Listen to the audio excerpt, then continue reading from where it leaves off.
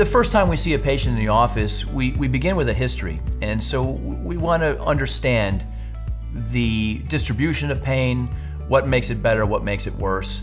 Does it sound consistent with arthritis or maybe something else? And most of the time we'll acquire an x-ray in the office if a patient doesn't come with an x-ray.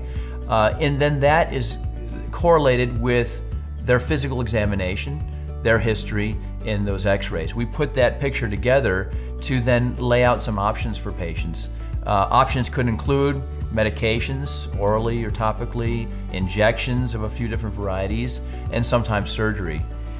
If surgery is indicated and desired by the patient, we then go over details of the planning process and expectations around the time of surgery, what we do during surgery, and then what we'll ask of patients after surgery. And then we fill out a booking form in a case where a patient wants to proceed surgically, and then our office staff manages that patient from that day up to the date of surgery.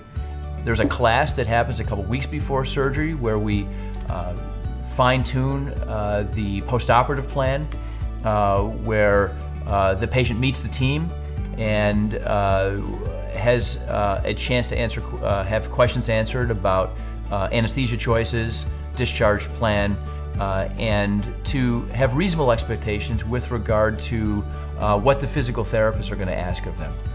And then the day of surgery comes. We still have time to go over last-minute questions. We do the operation with knee replacements. That's usually using a regional anesthetic block in addition to some intra-articular injections to make the patient more comfortable. On hips, usually blocks aren't used, but intra-articular injections of Novocaine are used. That allows patients to begin walking usually within hours of surgery.